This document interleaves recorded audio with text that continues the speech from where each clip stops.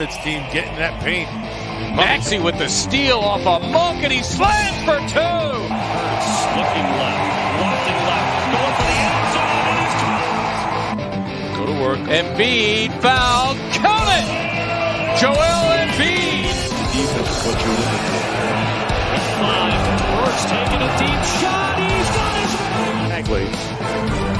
Fox blocked. Wow, great defensive play.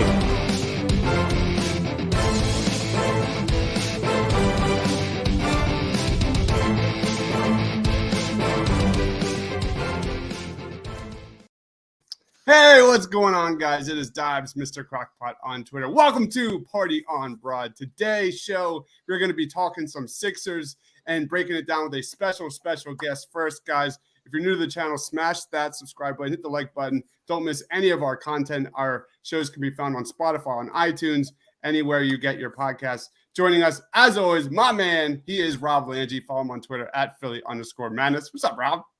Hey, man, it's nice to come on here and talk a little Sixers. I feel like we've been all eagled up here for a little bit. And I mean, the Sixers are such a weird phenomenon right now, but I'm excited to talk about them. We're after Christmas, right? So now the NBA season starts. So now would be the time to really dive into them a little bit. Hells yeah, man. Let's jump right in. Special guest tonight. My man is an absolute monster over at Crossing Broad.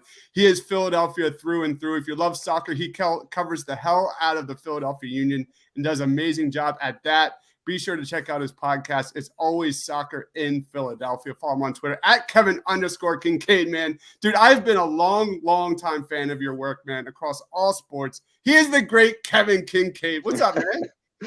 Thank you for that intro. I appreciate it. Thanks for the podcast plug at the same time. Yeah, I ended up kind of being a jack of all trades now, so covering it all. Not sure if I'm covering it well, but trying to do all of them. But you know how it is. We like to have fun on the website and not take ourselves too seriously. So, just dudes talking sports, man. Cheers. Awesome. Thank you so much for joining. Guys, if you're watching us live, be sure to comment, ask us questions. I'm going to throw it to Rob, man. You're up, bro. All right, so let's get right into it. I feel like something we always say about the Sixers, the roster construction isn't what it needs to be. But this year, where it really got thrown off was Ben Simmons, right? Ben Simmons pulls this whole move, and it's honestly, it's kind of blown everything up so far this year. But the one guy that seems to be hurting the most out of this, Kevin, is Tobias Harris. He just looks so much not the guy he was last year. And I think he was playing above his head last year. But, what's your take on him this season? And is there any way Doc Rivers can get him back to just a semblance outside of bringing in somebody in a trade so he don't have to be number 2? Yeah, it's crazy, man. I mean, for him to play at a borderline all-star level last year and then to be like 10 percentage points below what he was shooting from 3 last year is crazy. I mean, he's shooting like 29% from 3 right now. I went through the game last night, Monday night. Obviously watch it live, but like reviewing it to kind of like look over the shot selection and stuff like that. I'm like, oh, it's going to be, horrible. But it really wasn't. He took 3 threes that were like good looks and he just missed them. He's trying to back down smaller guys and just missed a lot of his looks. And then you go back and so he has games like that. Then you have games like, Memphis or Atlanta a couple weeks ago where he's just like doing like uncharacteristic stuff, just passing up open looks. Guys are going under screens on him and he's trying to drive anyway. He's attacking closeouts that aren't really closeouts. Like with Tobias, it's always just been like a mental thing for him. When he thinks less and the game is automatic for him and he just sort of lets it come to him, that's when he's at his best, It's like attacking mismatches and identifying like when to go, when not to go. But it's like the lack of confidence. I think the 3-point shot right now, it just kind of has a trickle down effect, like everything else that he's doing, because like when Toby's at his best, backing down smaller guys and shooting right over him, or he's hitting catch and shoot threes and pulling the trigger quickly. It's like, he last year he was like an automatic transmission. This year he's like a stick shift and you're fumbling around with it and you can't seem to like get it into any kind of gear, You wrote an awesome article on Tobias Harris at crossingbroad.com. For me, it's the decision making. He's not making fast decisions like he did last year, but you touched on it. Like 3 of 19 in his last 7 games from 3-point range. The dude's just not fitting with Joel Embiid. It's not meshing. Obviously, there are games where he is way too hesitant shooting threes, And when he gets those mismatches, he's just not capitalizing on them like he did a year ago. So Yeah, I do. It's fun. It's funny, man. I feel like the word that I hammer like most off, if you go through like every Tobias Harris thing I've like ever written on Crossing Broad, I think I use the word assertive like 10 times per article. But it's like the perfect word too, because it's not it's like a fine difference between like aggressiveness and assertiveness, because aggressiveness kind of suggests that maybe you're like a little bit out of control, or you're just like, you're seeing red and you're just driving downhill and not really like concerned about what else is around you. Like when you say you're assertive, it's kind of like you're like in a groove and kind of like seeing everything around you, and you're just sort of confident in what you're doing, and that's what he was last year. And Doc said it all the time. It's like it's just about getting him to like get into that like automatic kind of mode with him, where he's like, hey, I got a smaller two on me, I'm going to back him down and shoot over him. This guy's going under screen, bam, there's my 3-pointer right there. It's just like it looks like he's caught in like a different, not even caught in like two different mindsets. It's like he's like cycling through like four different brains like every 4 games, and like he doesn't seem to be like settling on one. But I hope like the thing with the booing last night, like sometimes that can be like like you bottom out, you crest, you have the stupid blow up with the fans. Everybody has their piece. Everybody writes their opinion story about it. Everybody's got an opinion on booing, right? But then maybe you like pause and hit the reset button, and then you come back up from there. So maybe that's kind of like wishful thinking, glass half full if you're looking at it that way. Yeah, let's go on to the positive side, and that is my man Tyrese Maxey. Just been absolutely terrific. His improvement has been remarkable, especially when it comes to shooting. 38+% in the catch and shoot over the last 2 months. However, we've kind of seen his touches decrease since Joel Embiid has returned. You look at kind of his net rating, it was great, and then it went down a little bit. Now it's getting a little bit better. So I want to see when those two are on the court together. I want to see that definitely progress over the rest of the season. But what's your like overall thoughts on Tyrese Maxey? And most importantly, like how high do you think this guy's ceiling is? Because at the start of the season and now it's changed like literally every month.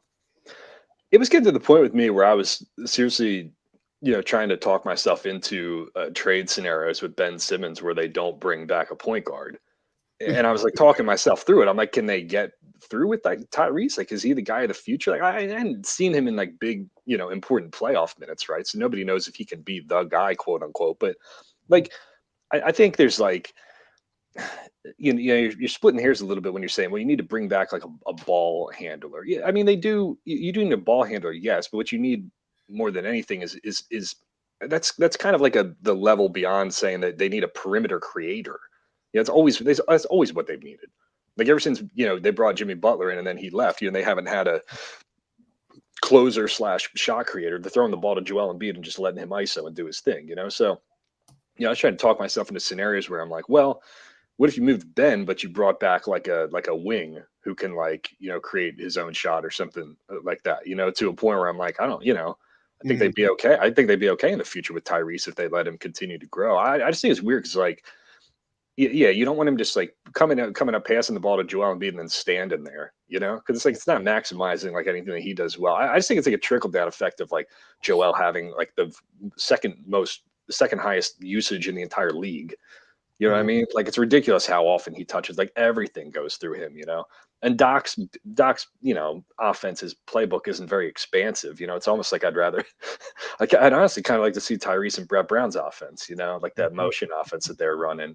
See what happens there. But that's like problem 1A and 1B right now. She's trying to mesh those guys together. So it's fascinating from a schematic standpoint to kind of consider what they'll do with that. It's so frustrating. That's why like. It's such a different year. And it's funny you brought up Brett Brown because I made that comment during the post game the other day. Like I miss Brett Brown's offense. At least, there are times when the ball stopped, but at least it was better than what we're seeing here. Yeah, I know, Rob. I died on that hill, man. I went down with the Brett Brown ship. I never, like I said, I knew that he had to go, but I think Brett Brown got a really bad rap here. And I think really what was his demise was the coddling of one Ben Simmons, because obviously, the relationship he had with him and his father, I think played a role, but I don't think Brett Brown was as bad as coach as people wanted to make him out to be. No. I just think they never had the proper roster construction for what he wanted to do. And you saw when they had Jimmy Butler here, it was the closest they got. They were a quadruple doink away. But like when Al Horford came in, that was never going to work. I just think it's funny because like I was always fascinated by Brett's offense because it was like much different than what most NBA teams were doing at the time. I think Brett ran like the least amount of pick and roll and the least amount of ISO in the NBA. I think like stylistically when we were, it feels like it was so long ago, Jesus. But I feel like when I was like writing those stories back then, I think like the closest style fit to it was what the Warriors were doing. Yeah. Like they weren't a pick and roll, team either. So like, the A to B, that's what the name of the offense, Brett's offense was called A to B. Like literally that's all it was. You're playing from point A to point B.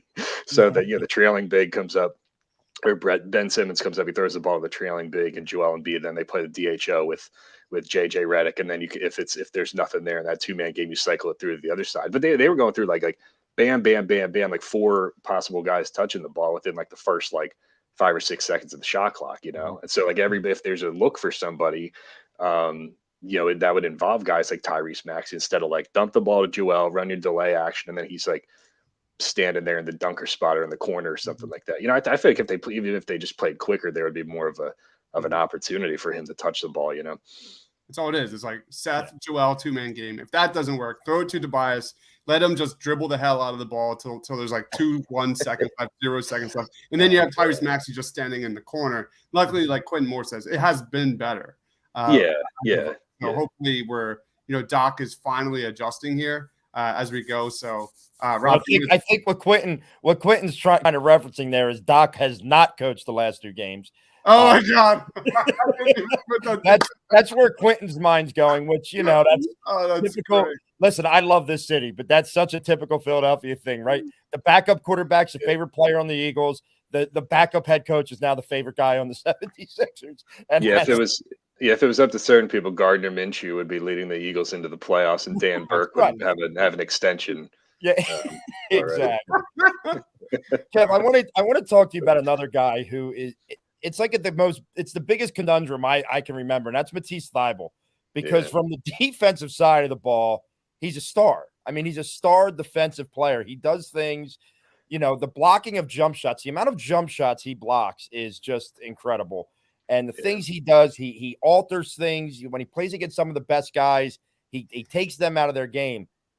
But with all that, he is such a liability on the other end of the floor that I don't envy Doc Rivers trying to figure out what to do with a guy like Matisse Thybulle, because it's such a tough dilemma, and he's a guy that if he could get that offensive side up a little bit, he could really change the look, I think, of this team. What's your take on him? And I mean, is this just who he's going to be, or can he grow on that offensive side? I mean, there's kind of 2 thoughts here. The phrase 3-and-D wasn't just like made up. Like literally, those are the only 2. Like you can be a NBA player who earns look at Robert Covington. All you got to do is have 2 skills, and you can be a $15 million player in this league. And if Matisse all he had was a 3-point shot on the offensive end, that would be enough. Yeah. But I think he's shooting 27, 28% or something from 3 this year, which I think is actually the worst of his career. But he's had some good cutting and slashing games this year, and it's not, the problem is you can't cut and slash your way to being an effective and consistent half court piece, because if you're going to stand him in the corner, you can sag off of him as long as that guy who's coming off. It's like a Ben Simmons thing, part 2. If you sag off of it, but he's a cutter and a slasher, you can expect it. Whereas if you got to respect the 3-point shot, then it's different. Then you warrant that defending of him. It's like you think about, okay, can you do the same things with Matisse that you were doing with Ben last year? Well, not really. You can't put Matisse Thybulle in the dunker spot. Really, he's not a weak side, rebounding machine. He's not really able to, get out and transition, defend in transition if that's his starting point under the basket offensively too. So it's like I don't think that's a solution for him. I still think it starts with the 3-point shot and ends with the 3-point shot, because that's what the modern day NBA is. You can slash and cut and have, some good 6 and 8 point games and whatnot, but that's not half court crunch time sustainable stuff, which is why you got to sub offense and defense then. Yeah, to be fair, the Sixers are dead last in the NBA in cuts to the basket. And my man Bible has already more attempts in cuts than he did the entire year last year. Yeah. So, I mean, we just want like this much more out of Matisse Thybulle. I know. It's like right there too. You know, I mean, it's the same like it's the same like Ben Simmons discussion, but on like a lesser scale. You know, it's like Ben Simmons vanilla. You know, because nobody's asking Matisse to like, you know, be George Niang, right? But like all he only has to shoot like league average 3-point percentage. You know, and he's had some runs where some like 5 or 6 game stretches where he's looked like really damn good. You know, like he's looked like, hey, maybe we got an Otto Porter Jr. here. You know, hey, maybe we have a Robert Covington. You know, like he's shown these glimpses where it's like just like pull you want to like grab him and pull it out of him. You know, because you feel like there's something in there. He's such a gifted defender that it's like, man, it would be a crime if his offensive game stays where it is. You know, like it's got to join where his defensive game is. Yeah, man. Real quick, the Sixers got a huge win last weekend against the Brooklyn Nets.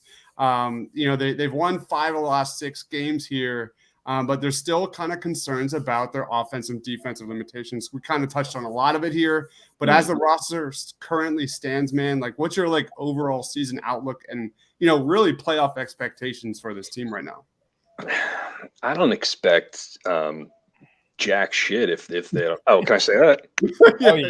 Oh, okay, all right. We've said a lot worse. Don't worry. Okay, good. All right.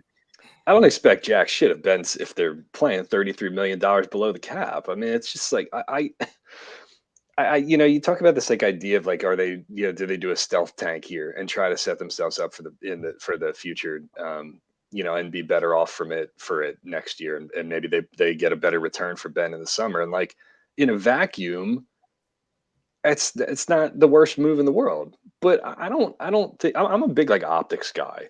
And like I like to look at like macro level trends and like how are you going to sell to a fan base that sat through the process not that long ago that like we're just going to punt this year, you know, and like we'll be better next year. Trust us. I don't think people can digest another one of those seasons because they just digested like 4 of them or like 3 of them, you know. So that's part one. Part two, I watched games like Joel Embiid played last night. And I'm sitting here thinking, like, man, like, don't, like, you just can't rob us of like another prime Joel Embiid year, you know? And I get it. I get it. If Daryl Morey feels like he can get a better return in the summer than this year, then so be it. But then I'm not going to give a shit about the second half of the season because you're telling everybody that it doesn't matter because they're not going to win anything playing $33 million below the cap or without Ben Simmons, you know? So, then what are you playing for? If they don't trade Ben Simmons by the deadline, then give me a reason why you shouldn't shut Joel Embiid down for the rest of the year, you know? Because it's like, look, he turns 28 in March. He's a big man. He's 7'2" with injury history. Like the Joel Embiid window is there, but it's not like wide open really. I mean, I don't know how many good years there are left. I can understand if Daryl would say, hey, I think we can be better by making a move in the summer, but man, that is a tough sell to fans who have you know watched and supported this team and know that, man, these Joel Embiid years are special, man. I tend to agree with you, and I'm kind of in that mindset where I'm looking now for them to make a move before the deadline. But if they don't, I think as a fan, you know, I kind of shut down because what's the point? But I also think there is no reason because of you don't know how long this window is with a Joel Embiid. There's no reason to really play him. If anything, you're going to be a 6, 7 seed, maybe a 5 seed if you know whatever. And you're going to get to the first round and probably get knocked out or maybe win one and then get swept by one of the big wigs. Well, and forget trying to sell that to like the 3 of us. Right. Try selling that to Joel Embiid. It's like wants to win MVP and is like in the prime of his career. And we're saying, sorry, man, your teammate's being a dickhead. Like you're just going to have to play, you know, this entire season without a max player. Like, are you kidding me? You know, it's like if you know, Crossing Broad, you know, one of our guys just like went on sabbatical for a year. It's like, oh, you know, you still got to work and do your thing. He's just going to chill. We're going to pay him. Like, it's like, if you take the situation, you apply it to like what we do, like normal people do. Right. It's like even more absurd to think about it, you know? So I just feel bad for, you know, for Ben's teammates more than anybody. Because it's like, how are you supposed to go out and give 100% effort all the time when you know that you're being BS'd by a guy, and you don't know if like the GM is gonna make the move or not? It's gotta feel pretty crappy, like in the back of your mind, having that in the back of your mind all the time. I think that is like the number one story right now is making sure that Joel Embiid and this direction of the team are on the same page. Like that's my fear. Is that but hasn't it always been that too? Even the last, like, it's funny because we were it feels like it wasn't long ago that we were having those like Twitter polls where it was like, would you build around Joel Embiid or Ben Simmons? And it's like it's crazy to think that it was probably always about maximizing Joel Embiid's prime. I think we probably knew that about a year and a half ago, maybe 2 years ago. But it's not any more complicated than that. It's really stripped down and simple when you think about it. I mean, it's a generational, once in a lifetime player. These guys don't come around very often, And I just think it would be a shame if they waste one of those prime years being non-competitive because they don't like the return that they're going to get for a guy. Right. Well, let's talk about that a little bit. If the trade goes down, let's play the hypothetical that they actually do make a move. They make a move here before the deadline. And you kind of touched on this earlier, right? Everyone's saying, well, you got to bring a point guard who can score. You got to bring a point guard who can score. Is that the biggest position of need, or is it something else that you think that this team could use where it would help them to make a little bit of a run this year? You always need a ball. I think we got to kind of separate like ball handler from point guard from shot creator. And like, I think there are players who can do all those things. Like you bring Damian Lillard in, it solves all that, right? Yeah. But they've been able to close games throughout with Joel Embiid as well this year. So I think it still goes back to like, if you're asking me to pick like a floor general, a shot creator, I still want a guy who can create his own shot in crunch time, because I don't trust them to close through a big in consistently in playoff games. And Joel Embiid has done so at times this year, but like there's been some goofy like the double clutch foul line shot and like a fadeaway 3-pointer, and I just like there has not been a bona fide closer on this team since Jimmy Butler, and there was not one before him either. Like aside from Jimmy Butler, here's the question: aside from Jimmy Butler in that 1 year, who was the last like real closer that the Sixers had where you could just throw the ball to him and say, go get a bucket? Yeah, it's like it's hard to try and come up with the name there. Are we going back to Allen Iverson? You may be. I mean, you really may be. Like, I'm trying to think. Yeah. Because even on that team that overachieved under Doug Collins, they didn't have a closer on that team. No, they were like a bunch of good, mid-range shooters. Who are you giving it to? Like Evan Turner, or Drew Holiday was. Andre Iguodala was there, but he wasn't a shooter. I mean, he wasn't the guy you wanted. I remember being at the game where they beat the Bulls, and he goes to the foul line to win the game, and I'm like, there's not a chance in hell, because you had no faith that he was going to knock him down. Now he did, but that was a rarity. You don't realize how egregious it is, I think, until you watch other teams play. And you look like what DeMar DeRozan's doing, and you see like the value in what and that notice, is. And you kind of said it, Kevin. Notice most of your closers are guys that can get that outside shot, create a shot. If you're running it through a center, it's an easy double down. And if you don't have the guy that can hit the shot, and look, if there's one thing about Joel Embiid that he's starting to get better, but he's not great, it's finding the open guy when that double comes. There was one game earlier this year where he took a shot double teamed, and Seth Curry is standing there wide the hell open for a three. Yeah. And he does, and he just takes a shot because it became, that ego thing probably took over. But it's hard to run the closer through a center in this league. The defenses are too smart. It is. As much as we talk about positionless basketball and Joel Embiid being more than a post player, like you still don't want that in the fourth quarter on the final shot. They throw a double team at him, he puts the ball on the ground, and all of a sudden you're in trouble. Like you trust a guy like Damian Lillard, Bradley Beal to be able to kind of like work their way out of danger areas like that or whatever. But Joel, as much as he's improved as a passer and kind of his court vision in those scenarios, like it's not. I would just say it's not something I want to go into like the Eastern Conference Finals with, like, and you watch like, this is not a profound example, but you watch like Kevin Durant operate, or you watch like,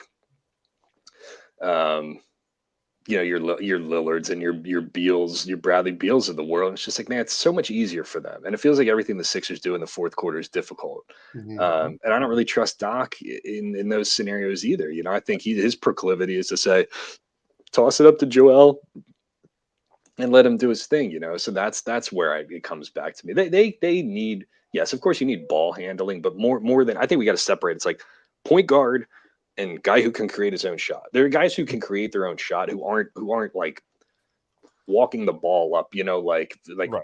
6'8" wings can create their own shot in this league now, so. All right, man. I just want to say thank you so much, Kevin, for joining Party on Broad. We're going to wrap up the show. Tell everyone where we can find you, man.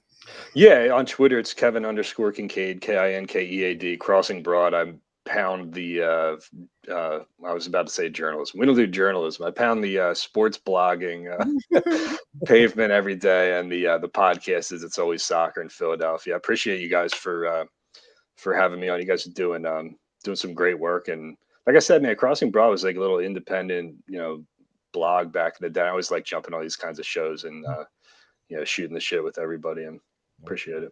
Thank you. Rob, what do you got going on, man? You're up. Hey, catch me at Philly_Madness. Catch me on Eagles post game shows. Although I don't know, this next week it's going to be like a glorified preseason game, is what it's starting to feel like. Although it's funny because Gardner Minshew is going to play well if he plays this week, and there's going to be some idiots that are going to be saying, we might want to think about starting him in the play. It's going to happen.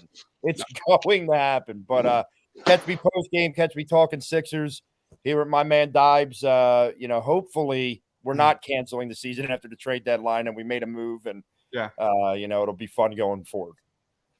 Tomorrow night we've got Book of Boba Fett episode 2 review. Sixers post game show coming up. Kai Carlin is next week to continue to break down the Sixers. My drafts coverage continues on the quarterbacks. I've got Schofield that is going to be coming on and breaking down the quarterbacks. So I got to do my prep before he comes on and get ready for that. As I just for the record, I do think they're going to bring back Jalen Hurts next year, but the draft is my baby. I got to get ready. So thank you everyone for watching. Please be sure to smash that subscribe button. For Rob, for Kevin, for myself, stay awesome, everybody. It's to get in that paint. Maxey with the steal off a Monk, and he slams for 2. Hurts looking left, lofting left, going for the end zone, and he's Go to work. Embiid fouled. Count it! Joel Embiid. Defense is what you're looking for. 5. Hurts taking a deep shot. He's got his Maxey. Fox blocked. Wow, great defensive play.